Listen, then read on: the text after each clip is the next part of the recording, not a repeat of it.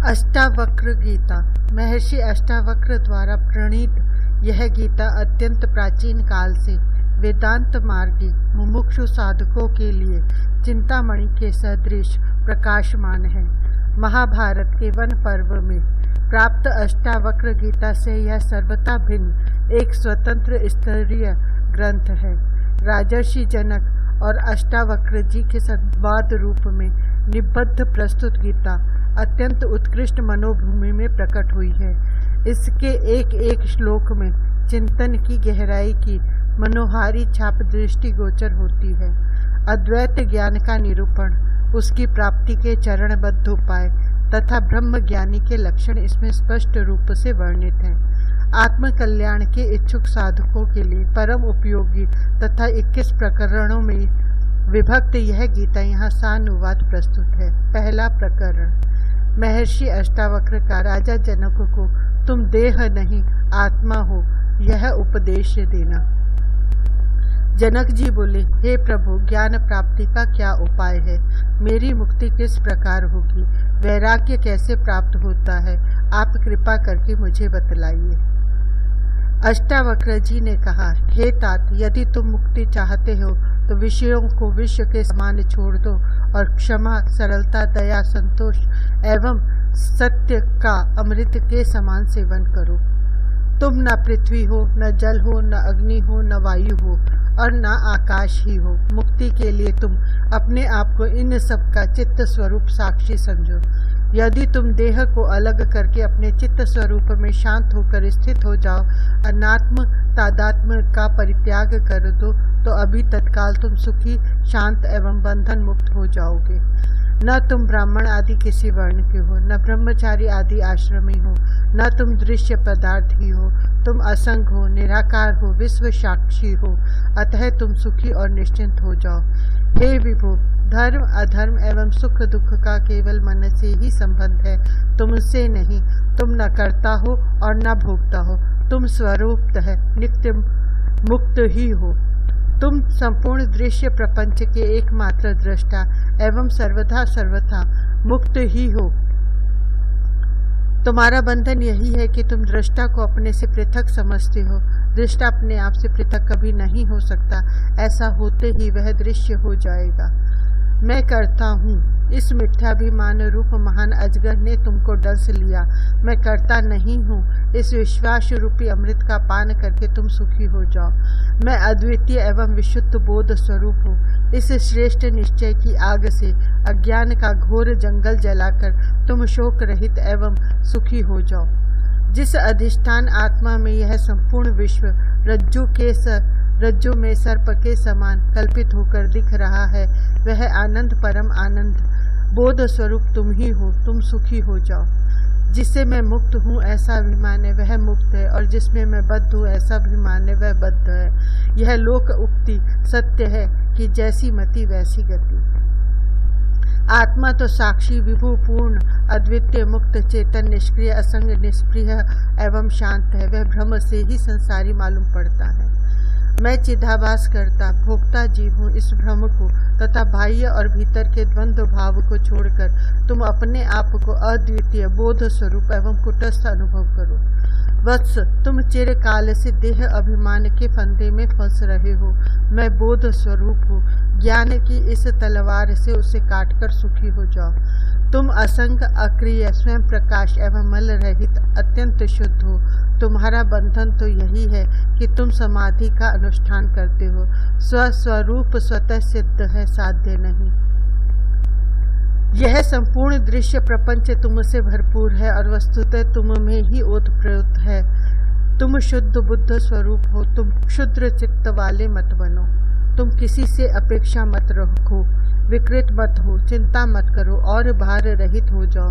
अंतःकरण को शीतल रखो। तुम्हारी बुद्धि की थाह किसी को न मिले, वह अनंत में लगी रहे। किसी कारण से क्षुब्ध मत हो। तुम एकमात्र अपने चित्त स्वरूप में ही निष्ठा रखो। समस्त साकार वस्तु को मिथ्या समझो और जो निराकार है वह अचल है। इस तत्व का उपदेश प्राप्त कर लेने पर पुनर्जन्म की संभावना मिट जाती है। जैसे दर्पण में दिखने वाला रूप में बाहर और भीतर एकमात्र दर्पण ही होता है, ठीक वैसे ही इस शरीर के संबंध में भी है। इसके बाहर भीतर भी एकमात्र परमात्मा परमेश्वर ही है। जैसे एक सर्वगत आकाश ही घड़े के भीतर और बाहर स्थित है, वैसे ही देश काल और वस्तु के परिच्छेद से रहित सजातीय विजातीय स्वगत भेद शून्य नित्य निरंतर ब्रह्म ही समस्त दृश्य पदार्थों के बाहर और भीतर स्थित है। इति श्रीमद् अष्टावक्र मुनि विरचितायाम ब्रह्म विद्यायाम आत्मानुभवोपदेश वर्णनम नाम प्रथमं प्रकरणम समाप्तम। दूसरा प्रकरण, दृश्यमान प्रपंच और आत्मसत्ता। आश्चर्य है कि मैं तो शुद्ध शांत ज्ञान स्वरूप एवं प्रकृति से परे हूँ, किंतु इतने समय तक अज्ञान ने ही मुझे भ्रमित कर रखा था। जैसे मैं अकेला ही से शरीर को प्रकाशित करता हूँ, वैसे ही संपूर्ण जगत को भी प्रकाशित करता हूँ। एकमात्र मैं प्रकाशक हूँ, इसलिए संपूर्ण जगत मेरा है अथवा मेरा कुछ भी मेरा नहीं है। बड़े आश्चर्य की बात है कि मैं शरीर और संपूर्ण दृश्य जगत का परित्याग करके किसी अनिर्वचनीय कौशल से वर्तमान क्षण में ही परमात्मा का दर्शन कर रहा हूँ। जैसे तरंग फेन और बुदबुदे जल से भिन्न नहीं है, वैसे ही यह दृश्यमान प्रपंच भी आत्मसत्ता से पृथक नहीं है, क्योंकि यह अपना ही बनाया हुआ है। जैसे विचार करने पर वस्त्र तंतु मात्र ही है, वैसे ही विचार करने पर यह संपूर्ण विश्व आत्मसत्ता मात्र ही है। जैसे शर्करा गन्ने के रस से बनी है और उससे व्याप्त ही है, वैसे ही यह संपूर्ण विश्व मुझसे बना है और मुझसे ही व्याप्त है। अपने आप को न जानने से ही जगत की सत्यता की प्रतीति होती है, अपने आप को जान लेने पर नहीं होती। रस्सी को न जानने से सांप की प्रतीति होती है, जानने पर नहीं। प्रकाश मेरा निज स्वरूप है, मैं उससे पृथक नहीं हूँ। जब जब यह विश्व प्रकाशित होता है तब तब ऐसा मेरे प्रकाश से ही होता है।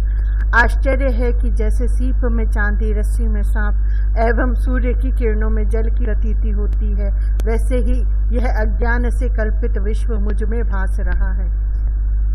जैसे मिट्टी में घड़ा, जल में तरंग और स्वर्ण में कंकड़ समा जाता है, वैसे ही मुझसे प्रकाशित यह विश्व मुझ में ही समा जाएगा। मैं आश्चर्य स्वरूप हूँ, मुझे नमस्कार है, क्योंकि मेरा कभी विनाश नहीं है। ब्रह्मा से लेकर तिनके तक संपूर्ण विश्व का नाश होने पर भी मैं स्थित रहता हूँ। मैं आश्चर्य स्वरूप हूँ, मुझे नमस्कार है, क्योंकि मैं देहधारी होने पर भी अद्वितीय हूँ।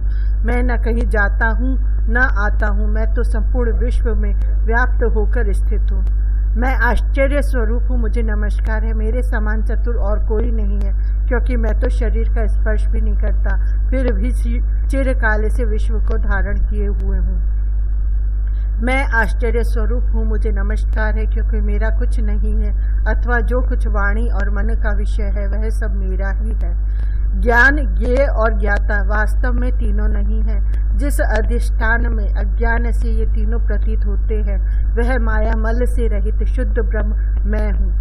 आश्चर्य है कि समस्त दुख का कारण एकमात्र द्वैत ही है, उसकी कोई दूसरी दवा नहीं है। बस ऐसा ज्ञान ही उसकी दवा है कि यह संपूर्ण दृश्य मिथ्या है और मैं अद्वितीय शुद्ध एवं चिद आनंद स्वरूप हूँ।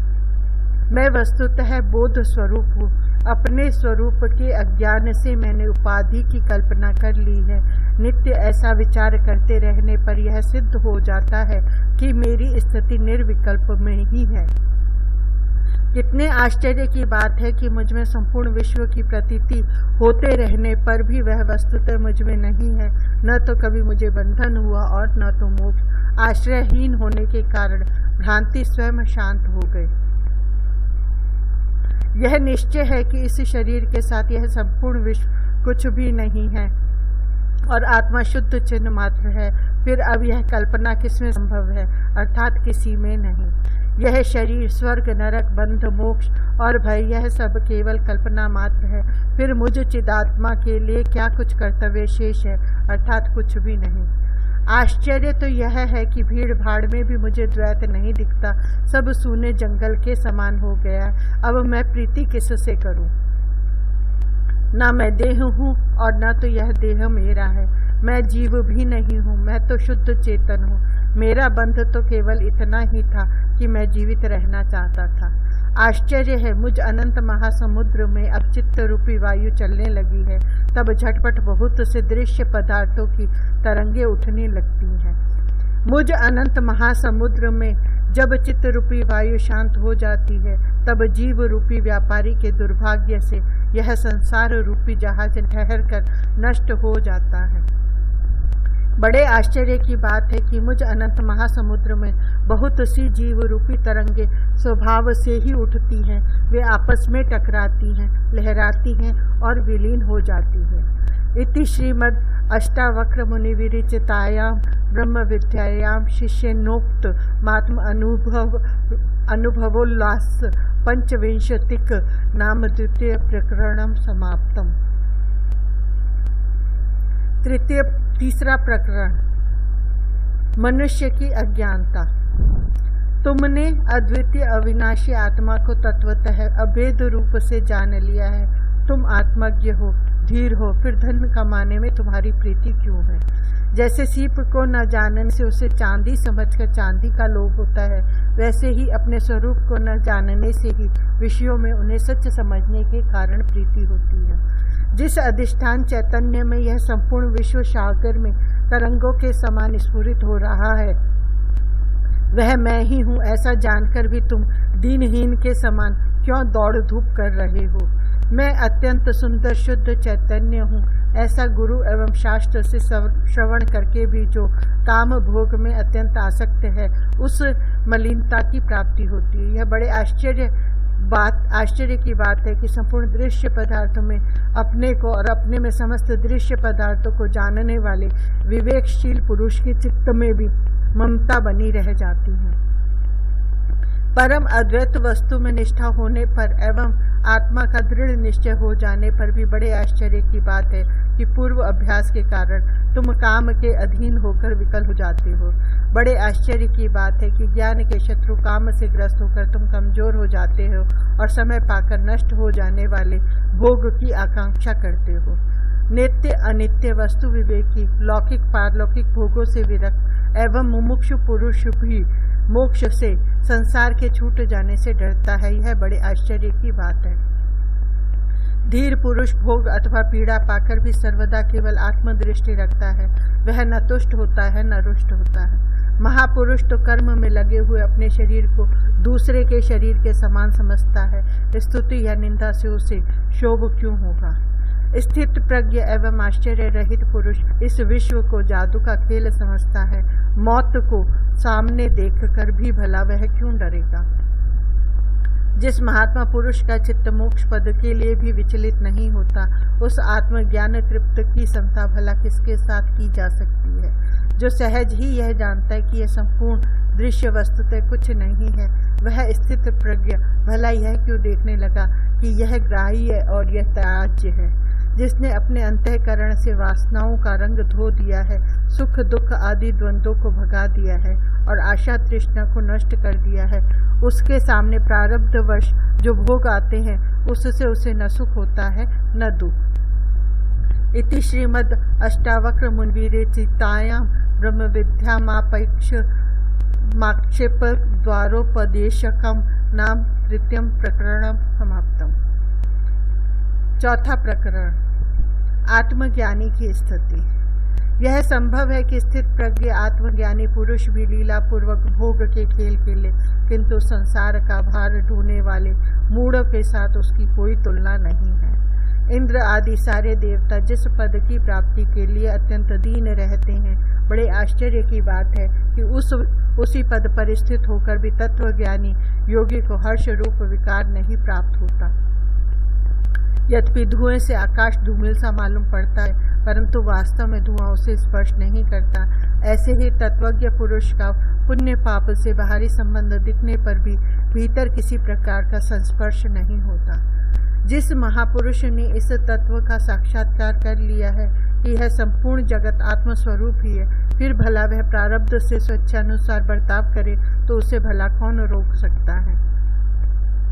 ब्रह्मा से तिनके तक 4 प्रकार के प्राणियों में एकमात्र तत्वज्ञ पुरुष की यह शक्ति है कि वह इच्छा और अनिच्छा दोनों का त्याग कर सके। विषयी जीव तो इच्छा का त्याग नहीं कर सकते और निर्विकल्प समाधि की निष्ठा में तत्पर योगी अनिच्छा का परित्याग नहीं कर सकते। निष्काम स्वरूप में स्थित केवल तत्वज्ञ ही भावात्मक दोनों स्थितियों की प्रतीति मात्र जानता है। यही इच्छा अनिच्छा का त्याग है। कोई विरला पुरुष ही आत्मा और ब्रह्म की एकता को जानता है, इसलिए वह सब कुछ कर सकता है, उसे कहीं भी कोई भय नहीं होता। इति श्रीमदष्टावक्र मुनि विरचितायाम ब्रह्म विद्यायाम शिष्य प्रोक्तानुभवो लास षष्टकम नाम चतुर्थम प्रकरणम समाप्तम। 5वां प्रकरण, दृश्यमान जगत की असत्यता। किसी भी वस्तु के साथ तुम्हारा तादात्म्य नहीं है, तुम स्वयं शुद्ध हो, फिर क्या छोड़ना चाहते हो। व्यष्टि अथवा समष्टि शरीर को इसी प्रकार विचार के द्वारा छोड़ते हुए तुम मुक्त हो जाओ। जैसे समुद्र से बुलबुले उठते हैं, वैसे ही तुमसे ये दृश्य पदार्थ उदय हो रहे हैं। इस प्रकार एकमात्र आत्मसत्ता को ही जानकर तुम मुक्त हो जाओ। यद्यपि जगत प्रत्यक्ष दिख रहा है, तथापि तुम्हारे शुद्ध स्वरूप में इसका अस्तित्व नहीं है। यह तो भ्रमवश रज्जु में सर्प के समान दिखने लगा है। ऐसा निश्चय करके तुम मुक्त हो जाओ। तुम पूर्ण हो, तुम यह जानकर कि सुख दुख आशा निराशा और जीवन मृत्यु समान ही है, मुक्त हो जाओ। इति श्रीमद अष्टावक्र मुनि विरचितायां ब्रह्म विद्यामाचार्योक्तम लय चतुष्टयम नाम 5वां प्रकरणम समाप्तम। 6वां प्रकरण, आत्मा और प्राकृतिक जगत की समानता का अनुभव। मैं आकाश के समान अनंत हूँ और प्राकृतिक जगत घट के समान है, यही ज्ञान है। ऐसी अवस्था में न तो इस जगत का त्याग है, न ग्रहण है और न तो लय ही है। अनंत देश की दृष्टि से अल्प देश नहीं होता। मैं महासमुद्र के समान हूँ और यह प्रपंच तरंग के समान, यही ज्ञान है। ऐसी अवस्था में न तो इस प्रपंच का त्याग है, न ग्रहण है और न तो लय ही है। कारण की दृष्टि से कार्य पृथक नहीं होता। मैं सीप के समान हूँ और मुझमें रजत के समान विश्व की कल्पना हुई है, यही ज्ञान है। ऐसी स्थिति में न जगत का त्याग है, न ग्रहण है और न तो लय ही है। यहाँ जगत को आत्मा का विवर्त बतलाया है। भ्रांति जन्य कार्य कारण आदि भाव नहीं होते। मैं समस्त भूतों में हूँ और सब भूत मुझ में है, सीप में रजत के समान, यही ज्ञान है। ऐसी अवस्था में इस जगत का न त्याग है, न ग्रहण है और न तो लय ही है। इति श्रीमद अष्टावक्र मुनि विरचितायां ब्रह्म विद्यायां शिष्योक्त मुत्तर चतुष्कम नाम 6वां प्रकरणम समाप्तम। 7वां प्रकरण, ज्ञानी की जगत से असंबद्धता। मुझ अनंत महासमुद्र में मन की वायु से प्रेरित होकर जगत रूप नौका इधर उधर घूमती रहती है, इससे मुझे कोई चिढ़ नहीं है। मुझ अनंत महासमुद्र में यह जगत की तरंग स्वभाव से ही उठे या ना उठे, न तो इससे मेरी वृद्धि होती है और न कोई क्षति। मुझ अनंत महासमुद्र में यह विश्व केवल कल्पना मात्र है। मैं अत्यंत शांत और नाम रूप से रहित हूँ, यही मेरी निष्ठा है। ना शरीर आदि में मैं आत्मा नहीं हूँ और न तो मुझे अनंत शुद्ध आत्मा में शरीर आदि ही है। अतः मुझ में न तो आसक्ति है न स्पृहा, मैं परम शांत हूँ, यही मेरी निष्ठा है। कैसा आश्चर्य है कि मैं केवल चित्त स्वरूप हूँ और यह जगत इंद्रजाल के समान है। अब मुझे क्यों और किसमें त्याज्य और ग्रहण की कल्पना हो।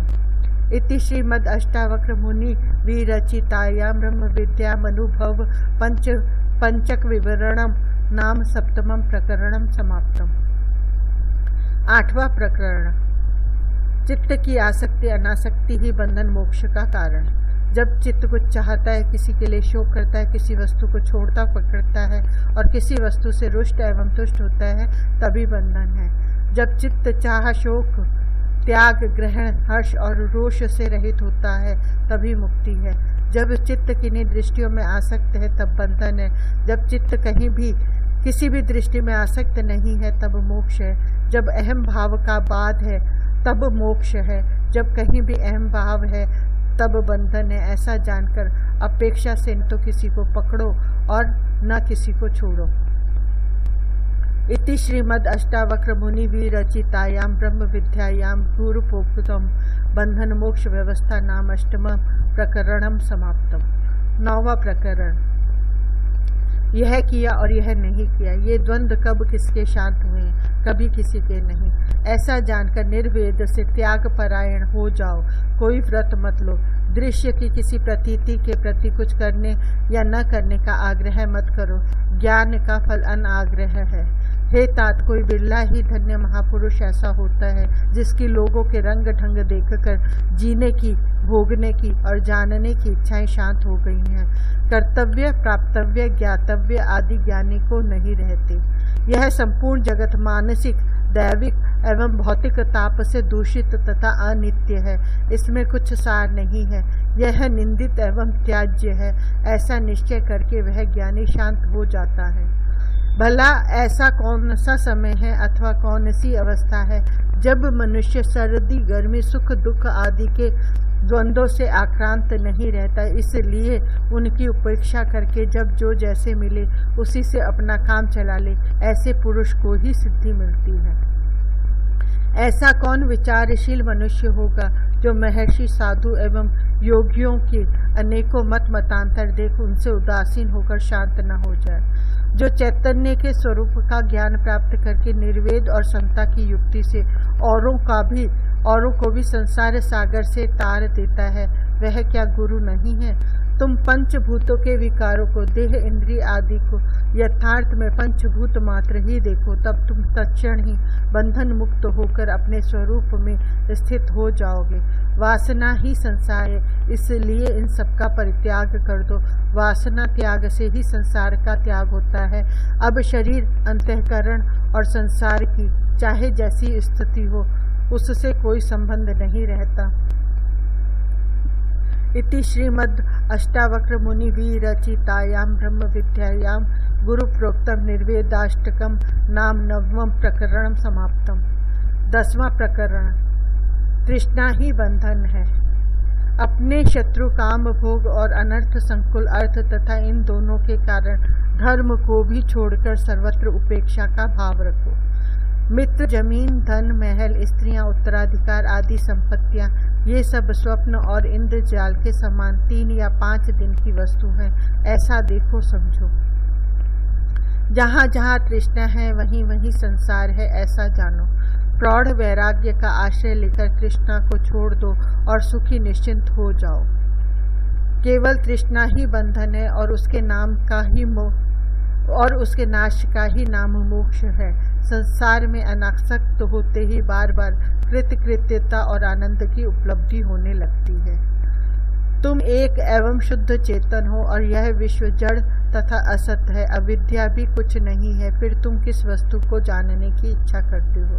राज्य, पुत्र, स्त्री, शरीर और सुख, इनमें तुम जन्म जन्म आसक्त रहे हो, परंतु तुम्हारे आसक्त रहने पर भी ये नष्ट हो गए। धन, भोग अथवा पुण्य कर्म, ये सब अब बहुत हो चुके हैं, बस करो। इस संसार के घोर जंगल में इन साधनों से मन को शांति नहीं मिली। न जाने कितने जन्मों तक तुमने शरीर, मन और वाणी से परिश्रम और क्लेशप्रद कर्मों का अनुष्ठान किया है, अब तो उनसे उपराम हो जाओ।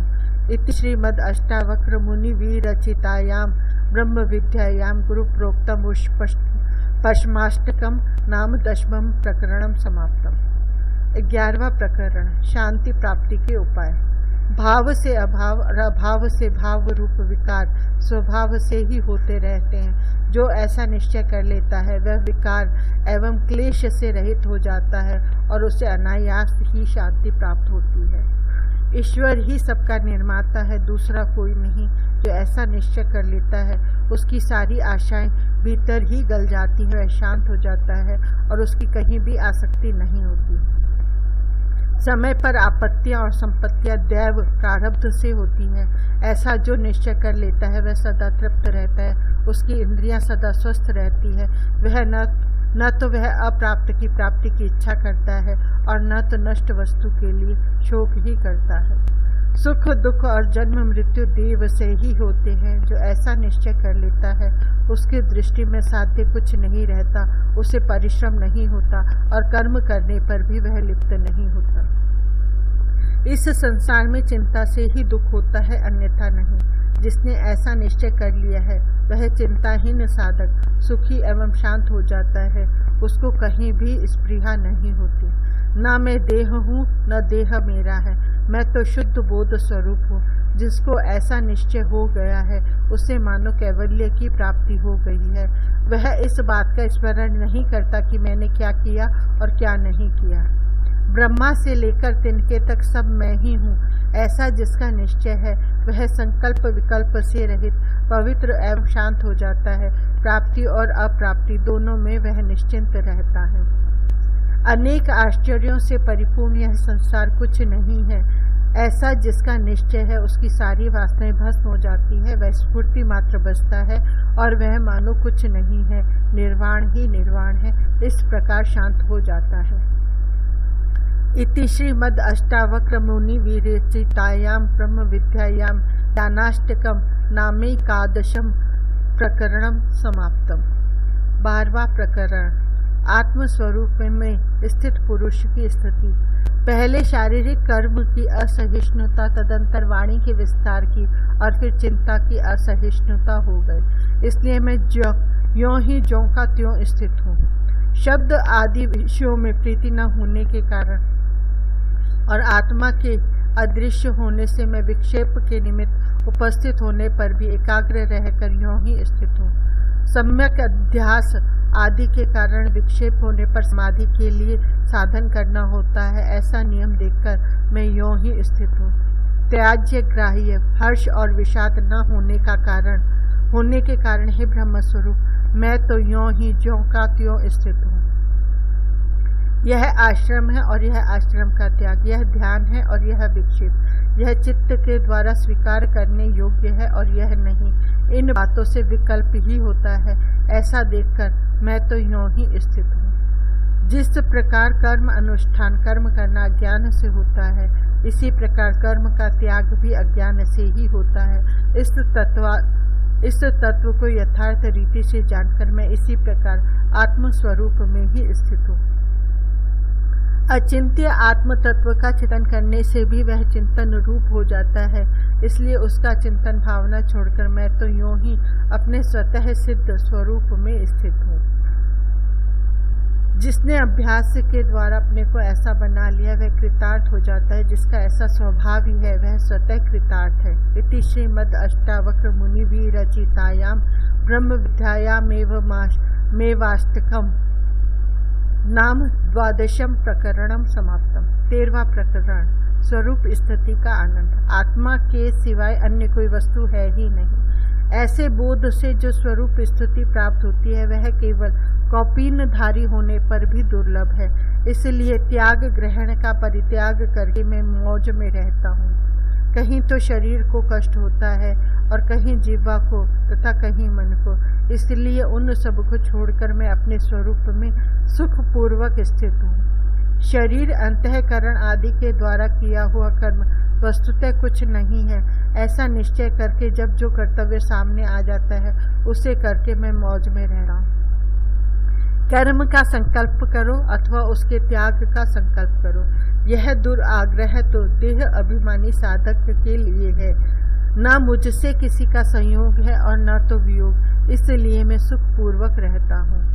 स्थिति, गति अथवा शयन से ना मेरा कोई लाभ है ना तो हानि, इसलिए उठते बैठते सोते मैं अपनी मौज में रहता हूँ।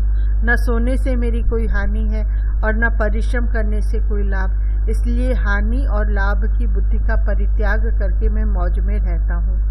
जगत के किसी भी पदार्थ में स्थिति में यह सुख है यह दुख है ऐसा नियम नहीं है। यह बात मैंने बार बार देख ली है, इसलिए शुभ हित और अशुभ अहित बुद्धि का परित्याग करके मैं मौज में रहता हूँ। इति श्रीमद् अष्टावक्र मुनि विरचितायाम ब्रह्म विद्यायाम यथा सुख सप्तकम नाम त्रयोदशम प्रकरणम समाप्तम। 14वां प्रकरण।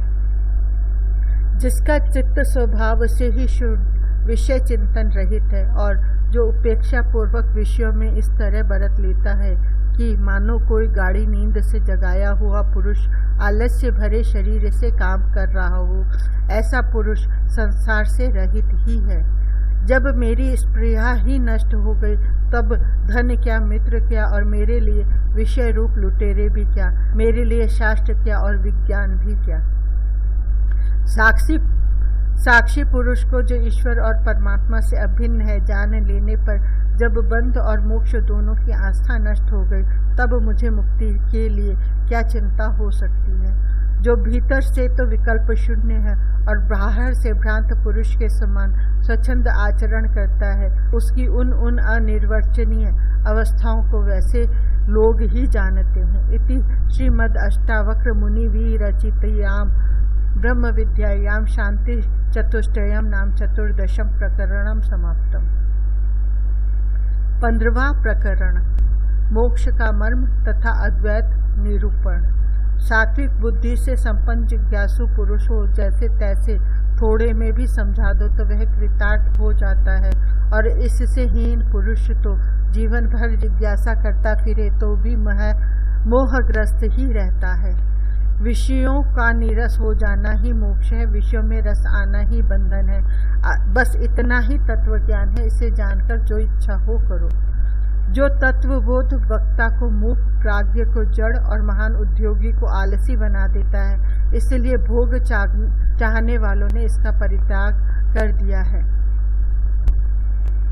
न तुम देह हो और न देह तुम्हारा है, न तुम करता हो और न तुम भोगता, तुम सदा एक रस चेतन साक्षी हो, निरपेक्ष होकर सुख से विचरो। राग द्वेष मन के धर्म है और यह मन कदापि तुम्हारा नहीं है। तुम विकल्प एवं विकार से रहित बोध स्वरूप हो, सुख से विचरो। समस्त पदार्थों में अपने आप को और समस्त पदार्थों को अपने आप में जानकर अहंकार और ममता से रहित एवं सुखी हो जाओ। हे चित्त स्वरूप, जिस अधिष्ठान चैतन्य में यह विश्व समुद्र में तरंग के समान चमक रहा है वह तुम ही हो, इसमें संदेह नहीं। तुम निश्चिंत हो जाओ। वत्स, श्रद्धा करो, इस संबंध में भूल मत करो। तुम प्रकृति से परे ज्ञान स्वरूप और परम आत्मा ही हो। गुणों से लपेटा हुआ यह शरीर ही रहता है, यही आता जाता है। आत्मा न कहीं आता है न जाता है, फिर तुम इसके लिए क्यों शौक करते हो। चाहे यह शरीर कल्प पर्यंत रहे और चाहे आज ही मर मिट जाए, इससे तुम्हारी हानि अथवा लाभ ही क्या है। तुम केवल चित्त स्वरूप हो। तुम अनंत महासमुद्र हो और तुम में यह विश्व एक नन्ही सी तरह। यह स्वभाव से ही उठे या ना उठे, इससे न तो तुम्हारा कोई लाभ है और न हानि। वत्स, तुम केवल चित्त स्वरूप हो, यह जगत तुमसे भिन्न नहीं है। ऐसी स्थिति में किसे कहाँ क्यों है और उपादेय की कल्पना हो। तुम एक अविनाशी शांत एवं निर्मल चिद आकाश हो। तुम में जन्म कहाँ, कर्म कहाँ और अहंकार ही कहाँ। जो कुछ तुम देखते हो उस दिखने वाले पदार्थ के रूप में एकमात्र तुम ही प्रतीत हो रहे हो। क्या कड़े, बाजूबंद और पायजेब स्वर्ण से पृथक प्रतीत होते हैं। यह मैं हूँ, यह मैं नहीं हूँ, इस बंटवारे को छोड़ दो। सब आत्मा ही है, ऐसा निश्चय करके निसंकल्प और सुखी हो जाओ।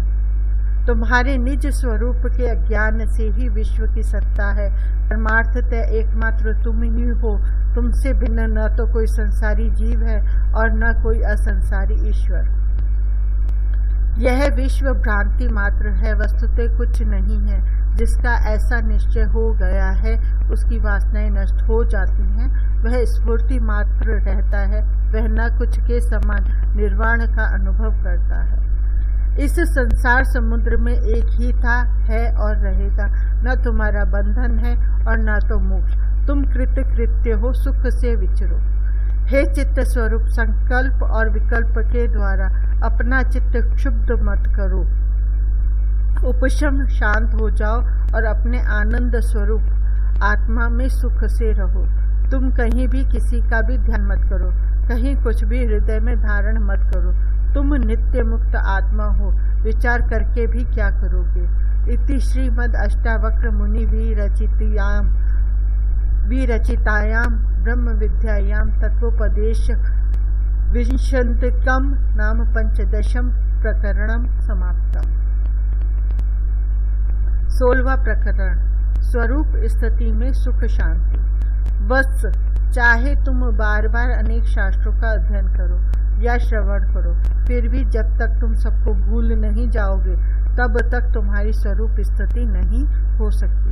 विवेकी तुम भोग करो, कर्म करो या समाधि लगाओ, तुम्हें परम सुख शांति का अनुभव तो तभी होगा जब तुम्हारे चित्त से सभी आशाएं सर्वथा मिट जाएंगी। कर्म प्रयत्न से ही सब दुखी हैं, परंतु इस बात को कोई समझता ही नहीं है। शुद्धांतः करण पुरुष केवल इसी उपदेश से परम सुख शांति की प्राप्ति करते हैं। जो महापुरुष आंख खोलने और मूंदने में भी खेद का अनुभव करता है, उसी आलसी शिरोमणि को सुख है और किसी को नहीं। जब यह किया और यह नहीं किया इन द्वंद्वों से मन मुक्त हो जाता है, तब वह धर्म, अर्थ, काम और मोक्ष इन चारों पुरुषार्थों से निरपेक्ष हो जाता है। विरक्त पुरुष विषय में द्वेष करता है और रागी पुरुष विषयों के लिए मचलता है, परंतु जो ग्रहण और त्याग के भाव से रहित है वह न तो विरक्त है और न रागी है। त्याज्य और ग्राह्य का भेद संसार रूप वृक्ष का अंकुर है। जब तक अविवेक जन्य स्पृहा जीवित रहती है तभी तक इसका अस्तित्व रहता है। प्रवृत्ति में राग हो जाता है और निवृत्ति में द्वेष हो जाता है, परंतु विवेकी पुरुष तो बालक के समान निर्द्वंद होकर यों ही प्रवृत्ति निवृत्ति में समान रहता है। रागी पुरुष दुख से छूटने की इच्छा से संसार का त्याग करना चाहता है, परंतु वीतराग पुरुष दुख रहित होने के कारण संसार में भी खेद का अनुभव नहीं करता।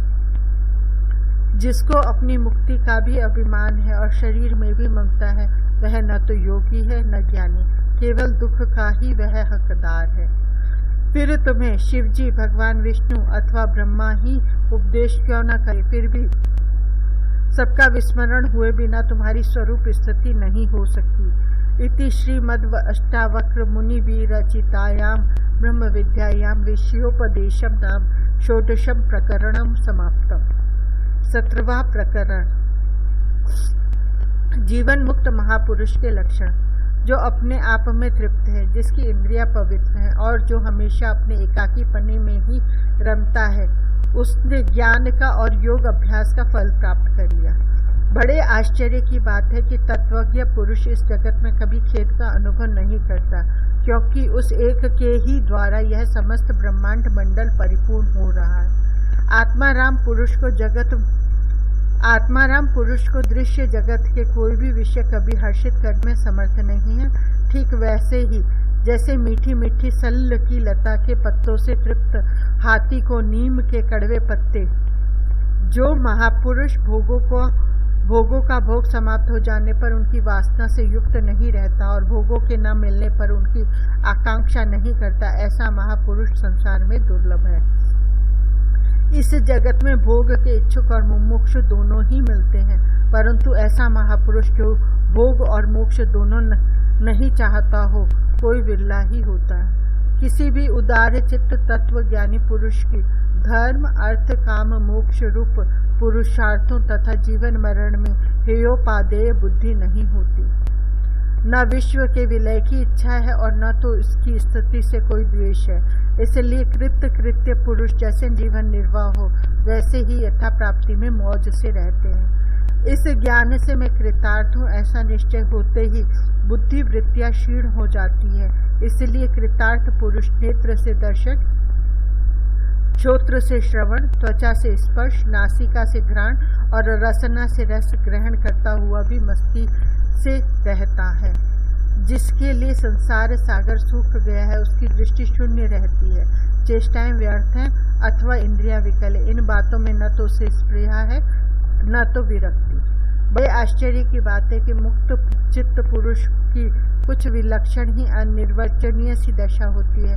वह न जागता है, न सोता है, न आंखें खोलता है, न मीचता है। मुक्त पुरुष सर्वत्र स्वस्थ रहता है, सर्वत्र उसका हृदय निर्मल रहता है। लेश मात्र भी वासना उसका स्पर्श नहीं कर सकती, वह सर्वत्र एक सा शोभायमान होता है। जीवन मुक्त महापुरुष देखते, सुनते, छूते, सूंघते, भोगते, पकड़ते, बोलते और चलते हुए भी इच्छा एवं अनिच्छा से मुक्त ही रहता है। वास्तव में वह मुक्त ही है। मुक्त पुरुष को किसी भी अनात्मा के समान प्रतीयमान वस्तु में रस नहीं है, इसलिए वह निंदा, स्तुति, हर्ष, क्रोध, दान और आदान से सर्वथा रहित होता है।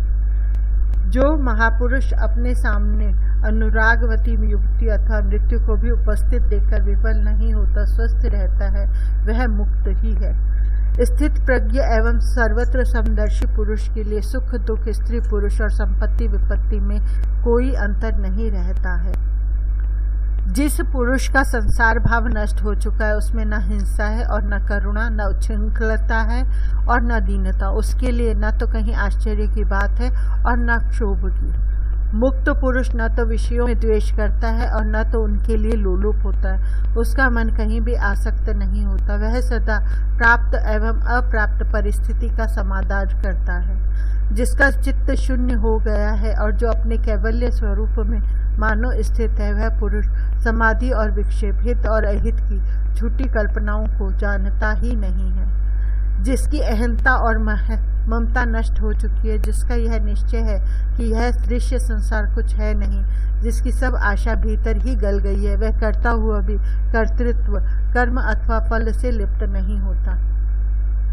जिसका मन सत्ता शून्य हो चुका है, वह किसी ऐसी अनिर्वचनीय अवस्था में स्थित हो जाता है कि न तो उसे मन की प्रकाश मोह अथवा स्वप्न अवस्था कह सकते हैं और न तो जड़ अवस्था ही कह सकते हैं। इति श्रीमद् अष्टावक्र मुनि विरचितायाम ब्रह्म विद्यायाम तत्वज्ञ स्वरूप विंशतिकम नाम सप्तदशम प्रकरणम समाप्तम। 18वां प्रकरण, तत्वज्ञ पुरुष का लक्षण। जिसको बोध का उदय होने पर, जागने पर स्वप्न के समान भ्रम की निवृत्ति हो जाती है, उस एकमात्र सुख स्वरूप शांत प्रकाश को नमस्कार है। कोई जगत के समस्त पदार्थों का उपार्जन करके अधिक से अधिक भोग प्राप्त कर सकता है, परंतु सबका परित्याग किए बिना कोई सुखी नहीं हो सकता। जिसका चित्त यह कर्तव्य है, यह अकर्तव्य है इत्यादि दुखों की तीव्र ज्वाला से झुलस रहा है, उसे भला कर्म त्याग रूप शांति की पीयूष धारा का सेवन किए बिना सुख की प्राप्ति कैसे हो सकती है। यह संसार केवल भावना है, परमार्थतः कुछ नहीं है। भाव और अभाव के रूप में स्वभावतः स्थित पदार्थों का कभी अभाव नहीं हो सकता। आत्मा का स्वरूप न दूर है न निकट, वह तो प्राप्त ही है। तुम स्वयं ही हो, उसमें न विकल्प है, न प्रयत्न है, न विकार है और न मल। ज्ञान मात्र की निवृत्ति होते ही तथा स्वरूप का बोध होते ही दृष्टि का आवरण भंग हो जाता है और तत्वज्ञ पुरुष शोक रहित होकर शोभायमान होता है। सब कुछ कल्पना मात्र है और आत्मा नित्य मुक्त है। धीर पुरुष इस बात को जानकर फिर बालक के समान क्या अभ्यास करे, अर्थात ज्ञानी के लिए अभ्यास निरर्थक है। आत्मा ही ब्रह्म है, अभाव कल्पित है, ऐसा निश्चय होते ही निष्काम ज्ञानी फिर क्या जाने, क्या कहे, क्या करे। सब आत्मा ही है ऐसा निश्चय करके जो चुप हो गया है, उस पुरुष के लिए यह मैं हूँ, यह मैं नहीं हूँ इत्यादि भी कल्पनाएं शांत हो जाती हैं। अपने स्वरूप में स्थित होकर शांत हुए तत्वज्ञ के लिए न विक्षेप है और न तो एकाग्रता, न ज्ञान है न अज्ञान, न सुख है न दुख। जो तत्वज्ञ योग्य स्वभाव से ही निर्विकल्प है, उसके लिए अपने राज्य में अथवा भिक्षा में, लाभ हानि में, भीड़ में अथवा सूने जंगल में कोई अंतर नहीं है। यह कर लिया और वह कार्य शेष है। इन द्वंद्वों से जो तत्वज्ञ मुक्त है, उसके लिए धर्म कहाँ, काम कहाँ, अर्थ कहाँ और विवेक भी कहाँ है। जीवन मुक्त ज्ञानी के लिए न तो कुछ कर्तव्य है और न तो उसके हृदय में कोई अनुराग है। जिस प्रकार जीवन बीते वही उसकी स्थिति है। जो महात्मा समस्त संकल्पों की सीमा पर विश्राम कर रहा है, साक्षी मात्र है, उसके लिए अज्ञान कहाँ, विश्व कहाँ, ध्यान कहाँ और मुक्ति भी कहाँ है। जिसने इस विश्व को कभी यथार्थ देखा हो, वह कहा करे कि यह नहीं है, नहीं है। जिसे विषय वासना ही नहीं है, वह क्या करे, वह तो देखता हुआ भी नहीं देखता। जिसने अपने से भिन्न पर ब्रह्म को देखा हो, वह इस तरह चिंतन किया करे कि मैं ही ब्रह्म हूँ, सोहम सोहम। किंतु जिसे कुछ दूसरा दिखता ही नहीं, वह निश्चिंत क्या चिंतन करे। जिसने अपने स्वरूप में कभी विक्षेप देखा हो, वही निरोध करे। तत्वज्ञ पुरुष तो कभी विक्षिप्त ही नहीं हुआ, उसके लिए कुछ साध्य ही नहीं है, फिर वह क्या करे क्या। तत्वज्ञ पुरुष तो संसारियों से उल्टा ही होता है। वह सामान्य लोगों जैसा व्यवहार करता हुआ भी अपने स्वरूप में न समाधि देखता है, न विक्षेप और न तो लेप भी। तत्वज्ञ पुरुष भाव और अभाव से रहित, तृप्त एवं वासना रहित होता है। लोक दृष्टि से सीधा उल्टा बहुत कुछ करते रहने पर भी वस्तुतः वह कुछ नहीं करता। तत्वज्ञ पुरुष का प्रवृत्ति अथवा निवृत्ति से दुराग्रह नहीं होता है। जब जो सामने आ जाता है तब उसे करके वह मौज से रहता है। ज्ञानी पुरुष वासना, आलंबन, परतंत्रता आदि के बंधनों से सर्वथा मुक्त होता है। प्रारब्ध रूपी वायु के वेग से उसका शरीर उसी प्रकार गतिशील रहता है जैसे वायु वेग से सूखा पड़ता। संसार मुक्त पुरुष को न कभी कहीं हर्ष होता है और न विषाद। उसका मन सर्वदा शीतल रहता है और वह सदेह होने पर भी विदेह के समान शोभायमान होता है। जिसका अंतःकरण शीतल एवं स्वच्छ है, जो आत्मा राम है, उस धीर पुरुष की न तो किसी वस्तु के त्याग की इच्छा है और न तो कभी कुछ पाने की आशा। जिस धीर का चित्त स्वभाव से ही शून्य निर्विषय है, वह साधारण पुरुष के समान प्रारब्धवश बहुत से काम करता रहता है, परंतु न उसे मान होता है और न तो अपमान ही। यह कर्म शरीर ने किया है, मैंने नहीं, मैं तो शुद्ध स्वरूप। इस प्रकार जिसने निश्चय कर लिया है, वह कर्म करता हुआ भी नहीं करता। सुखी एवं श्रीमान जीवन मुक्त पुरुष असत्यवादी विषयी के समान काम करता है, परंतु विषयी नहीं होता। यह तो संसार का कार्य करता हुआ भी अतिशय शोभा को प्राप्त होता है। जो धीर पुरुष अनेक विचारों से थककर अपने स्वरूप में विश्राम पा चुका है, वह न कल्पना करता है, न जानता है, न सुनता है और न देखता है। ज्ञानी महापुरुष समाहित चित्त में आग्रह न होने के कारण मुमुक्षु नहीं और विक्षेप नहीं होने के कारण विषय नहीं। मेरे सिवाय जो कुछ दिख रहा है सब कल्पित ही है, ऐसा निश्चय करके सबको दिखता हुआ वह वास्तव में ब्रह्म ही है। जिसके भीतर अहंकार है, वह देखने में कर्म न करे तो भी करता है, पर जो धीर पुरुष निरअहकार है, वह सब कुछ करते हुए भी कर्म रहित है। मुक्त पुरुष के चित्त में न उद्वेग है, न संतोष और न कर्तृत्व का अभिमान ही रहता। उसके चित्त में न आशा है, न संदेह। वास्तव में ऐसे चित्त की ही शोभा है। जीवन मुक्त का चित्त ध्यान से विरत होने के लिए और व्यवहार करने के लिए प्रवृत्त नहीं होता, किंतु निमित्त शून्य होने पर भी वह ध्यान से विरत भी होता है और व्यवहार भी करता है। बुद्धि शून्य पुरुष यथार्थ तत्व का वर्णन सुनकर और अधिक मूर्खता, संशय, विपर्य को प्राप्त होता है अथवा संकुचित हो जाता है। कभी कभी तो कोई बुद्धिमान पुरुष भी उसी मूढ़ के समान व्यवहार करने लगते हैं। मूढ़ पुरुष बार बार एकाग्रता तथा निरोध का अभ्यास करते रहते हैं। धीर पुरुष सुषुप्त के समान अपने स्वरूप में स्थित रहते हुए कुछ भी कर्तव्य रूप से नहीं देखते। मूढ़ पुरुष प्रयत्न से अथवा प्रयत्न त्याग से शांति नहीं प्राप्त करता। प्रज्ञावान पुरुष तत्व के निश्चय मात्र से शांति प्राप्त कर लेता है। आत्मा के संबंध में जो लोग अभ्यास में लग रहे हैं, वे अपने शुद्ध बुद्ध प्रिय पूर्ण निष्प्रपंच और निरामय ब्रह्म स्वरूप को बिल्कुल ही नहीं जानते हैं। अज्ञानी पुरुष कर्म रूप अभ्यास के द्वारा मुक्ति नहीं पा सकता और ज्ञानी कर्म रहित होने पर भी केवल ज्ञान से मुक्ति प्राप्त कर लेता है। अज्ञानी को ब्रह्म साक्षात्कार नहीं हो सकता क्योंकि वह ब्रह्म होना चाहता है। इच्छा मात्र ही ब्रह्मत्व में प्रतिबंधक है। ज्ञानी पुरुष इच्छा न करने पर भी पर ब्रह्म बोध स्वरूप रहता है। अज्ञानी निराधार आग्रहों में पड़कर संसार का पोषण करते रहते हैं। ज्ञानियों ने समस्त अनर्थों की जड़ संसार सत्ता का ही सर्वथा उच्छेद कर दिया है। अज्ञानी को शांति नहीं मिल सकती क्योंकि वह शांत होने की इच्छा से युक्त है। इच्छा ही अशांति है। ज्ञानी पुरुष तत्व का दृढ़ निश्चय करके सर्वदा शांत चित्त ही रहता है। अज्ञानी को आत्म साक्षात्कार कैसे हो सकता है जबकि वह दृश्य पदार्थों का आलंबन स्वीकार करता है। ज्ञानी पुरुष वे हैं जो उन दृश्य पदार्थों को देखते ही नहीं और अपने अविनाशी स्वरूप को ही देखते हैं। जो आग्रह करता है उस मूर्ख का चित्त निरुद्ध कहाँ है। स्थित प्रज्ञ आत्मा राम को चित्त तो सर्वदा स्वाभाविक ही निरुद्ध करता है। कोई पदार्थ सत्ता की भावना करता है और कोई पदार्थों की असत्ता की भावना करता है। ज्ञानी पुरुष तो भाव अभाव दोनों की भावना छोड़कर यों ही निश्चिंत मस्त रहता है। बुद्धिहीन पुरुष अज्ञानवश अपने शुद्ध अद्वितीय स्वरूप का ज्ञान तो प्राप्त करते नहीं, भावना करते हैं। उन्हें जीवन पर्यंत शांति नहीं मिलती। मुमुक्ष पुरुष की बुद्धि कुछ न कुछ आलंबन ग्रहण किए बिना नहीं रहती। मुक्त पुरुष की बुद्धि तो सर्वथा निष्काम और निरालंब ही रहती है।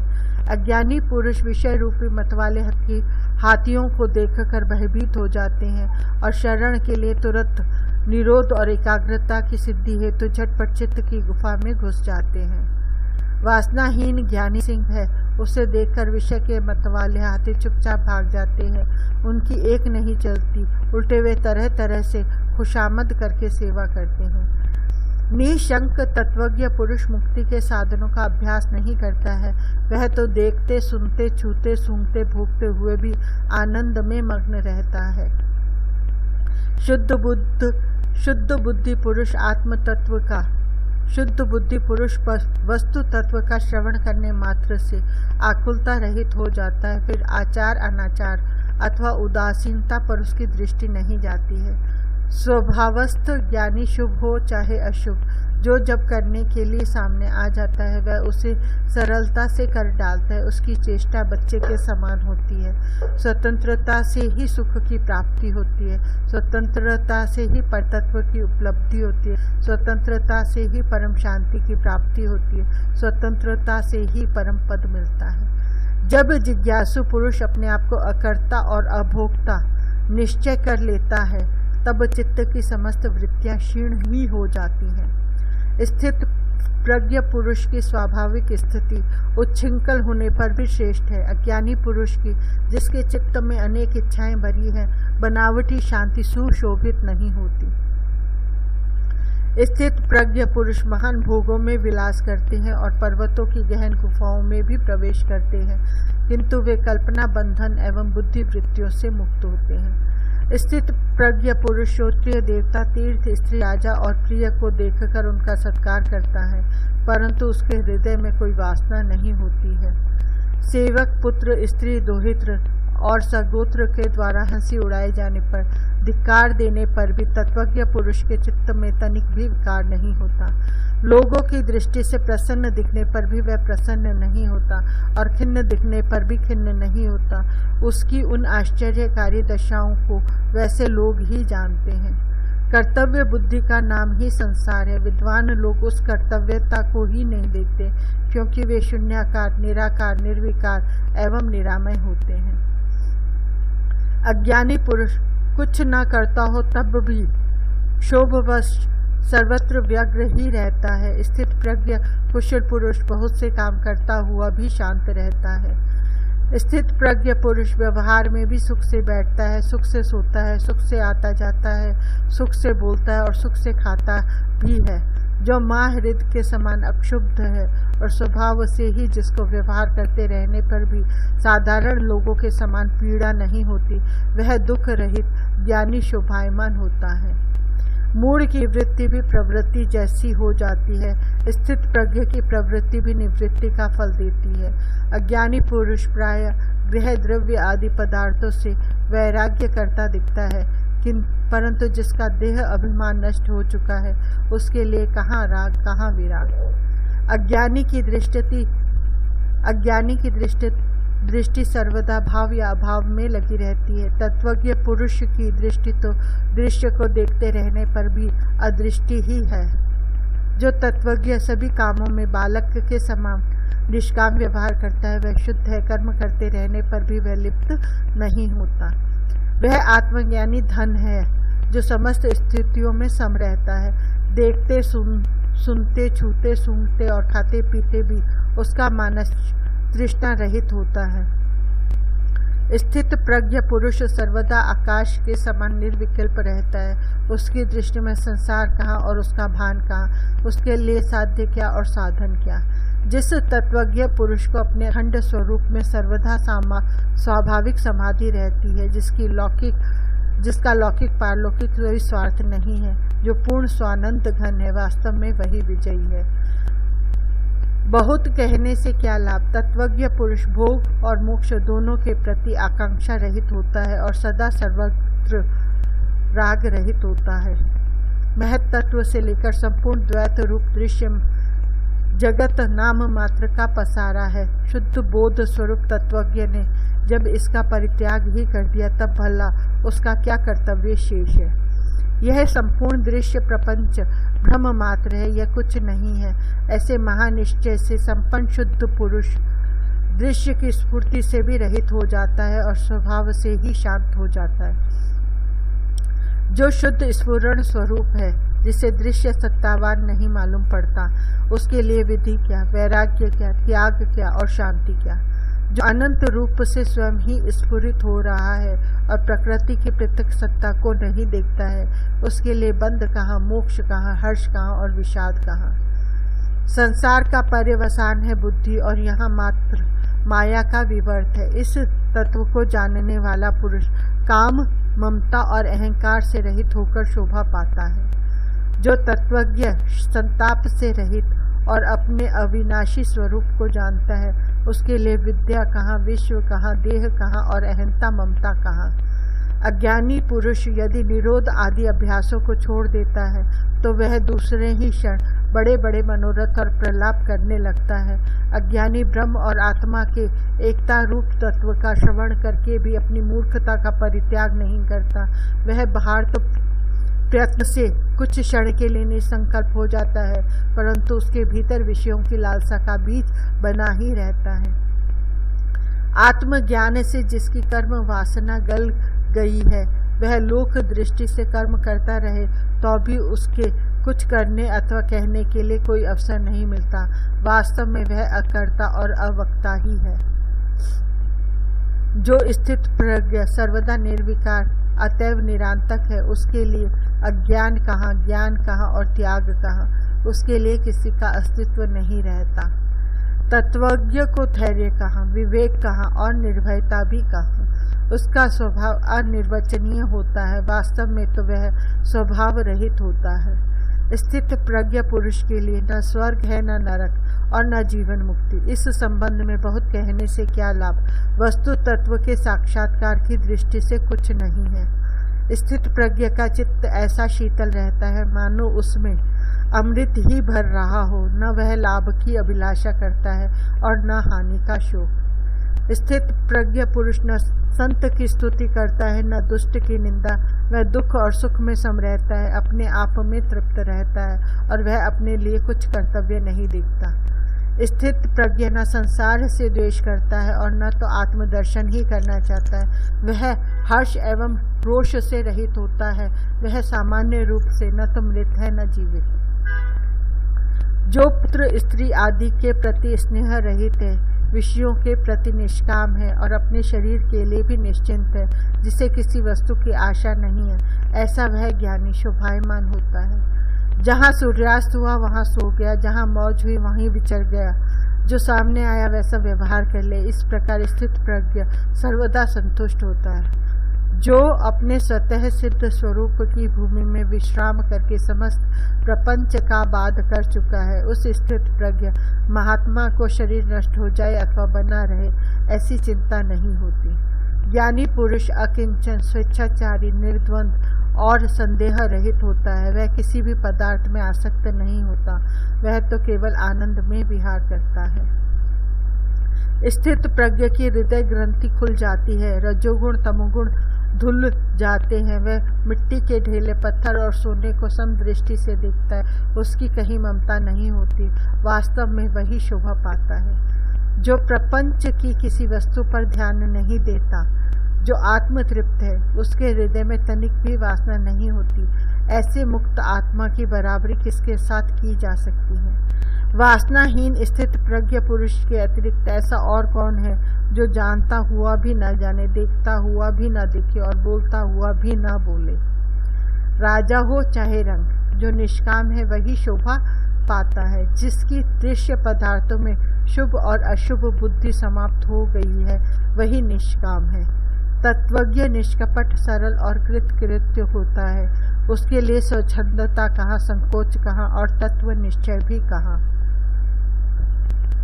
जो अपने स्वरूप में विश्राम करके अतृप्त, जो अपने स्वरूप में विश्राम करके तृप्त है, किसी वस्तु की आशा नहीं रखता, आति रहित है, वह अपने अंतःकरण में जिस आनंद का अनुभव करता है वह कैसे किसको बतलाया जाए। स्थित प्रज्ञ पुरुष पद पद पर तृप्त रहता है। वह सोकर भी नहीं सोता, वह स्वप्न देखकर भी नहीं देखता और वह जागृत अवस्था में रहने पर भी वस्तुतः नहीं जागता।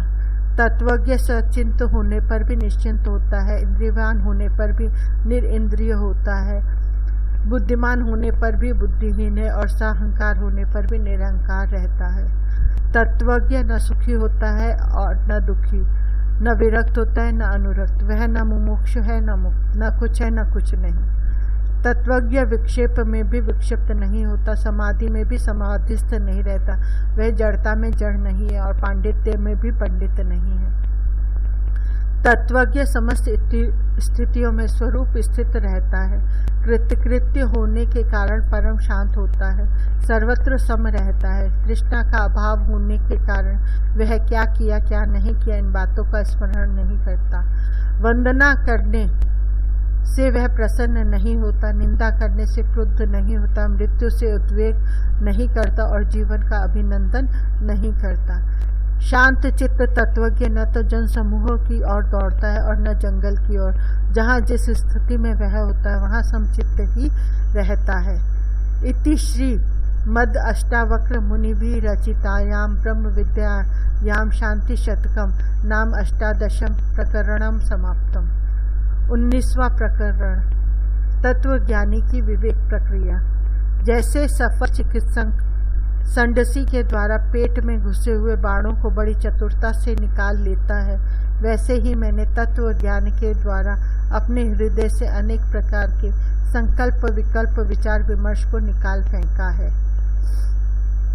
मैं अपनी महिमा में स्थित हूँ। मेरे लिए धर्म कहाँ, काम कहाँ, अर्थ कहाँ, विवेक कहाँ, द्वैत कहाँ और अद्वैत कहाँ। मैं सदा सर्वदा अपनी महिमा में स्थित हूँ। मेरे लिए भूत भविष्य और वर्तमान रूप काल कहाँ, देश कहाँ। मैं अपनी महिमा में स्थित हूँ। मेरे लिए आत्मा अनात्मा, शुभ अशुभ, चिंता एवं अचिंता का अस्तित्व ही कहाँ है। मैं अपनी महिमा में स्थित हूँ। मेरे लिए कहाँ स्वप्न और कहाँ सुषुप्ति, कहाँ जागरण और कहाँ तुर्य, मेरे लिए भय ही कहाँ है। मैं अपनी महिमा में स्थित हूँ। मेरे लिए कहाँ दूर और कहाँ समीप, कहाँ बाह्य और कहाँ आभ्यंतर, कहाँ स्थूल और कहाँ सूक्ष्म।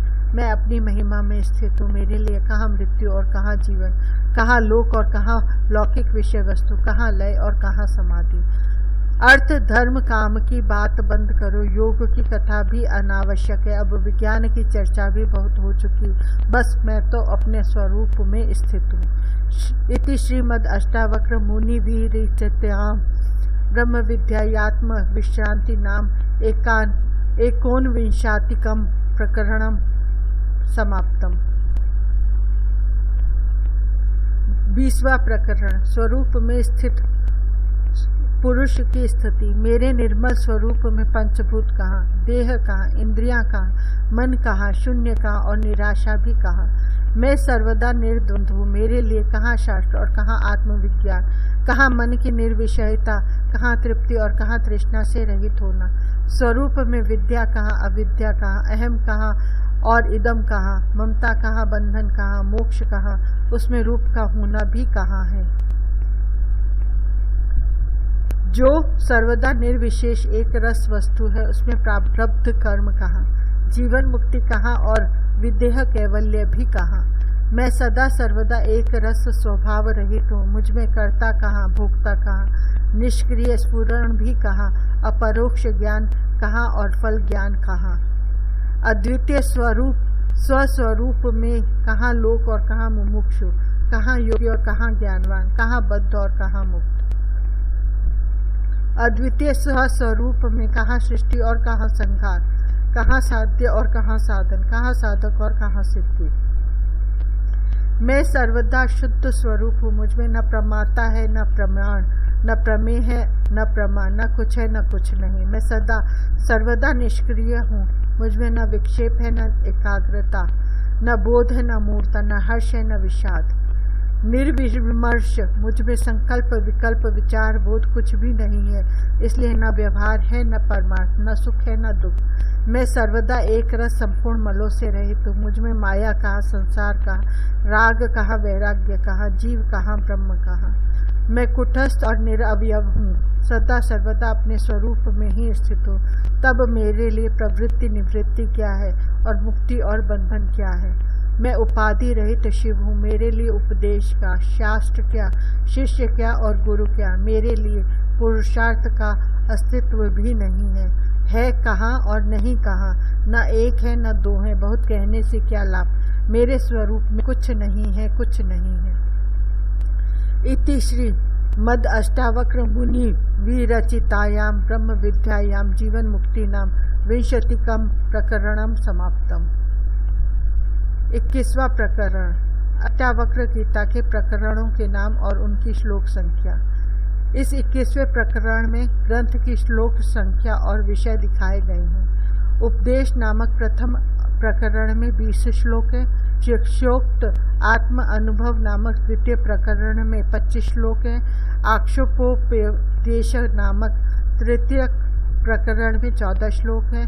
शिष्य अनुभव नामक चतुर्थ प्रकरण में 6 श्लोक है। लय नामक पंचम प्रकरण में 4 श्लोक है। गुरुपदेश नामक षष्ठ प्रकरण में भी 4 श्लोक है। शिष्य अनुभव नामक सप्तम प्रकरण में 5 श्लोक है। बंध मोक्ष नामक अष्टम प्रकरण में 4 श्लोक है। निर्वेद नामक नवम प्रकरण में 8 श्लोक है। उपशम नामक दशम प्रकरण में 8 श्लोक है। ज्ञान अष्टक नामक एकादश प्रकरण में 8 श्लोक है। एवमेव अष्टक नामक द्वादश प्रकरण में 8 श्लोक है। यथासुख नामक त्रयोदश प्रकरण में 7 श्लोक है। शांति चतुष्क नामक चतुर्दश प्रकरण में 4 श्लोक है। तत्वोपदेश नामक पंचदश प्रकरण में 20 श्लोक है। ज्ञानोपदेश नामक षोडश प्रकरण में 10 श्लोक है। तत्व स्वरूप नामक सप्तदश प्रकरण में 20 श्लोक है। शम नामक अष्टादश प्रकरण में 100 श्लोक है। आत्म विश्रांति नामक 19वें प्रकरण में 8 श्लोक है। जीवन मुक्ति नामक 20 प्रकरण में 14 श्लोक है। और संख्या क्रम विज्ञान नामक 21 प्रकरण में 6 श्लोक है। इस प्रकार संपूर्ण ग्रंथ में 21 प्रकरण और 303 श्लोक है। इस प्रकार अवधूत का अनुभव रूप जो अष्टावक्र गीता है उसके श्लोकों की संख्या का क्रम बताया गया है। इति श्रीमद् अष्टावक्र मुनि विरचितायां ब्रह्म विद्यायां संख्याक्रम विज्ञान नाम 21 प्रकरणम समाप्तम। अष्टावक्र गीता संपूर्ण।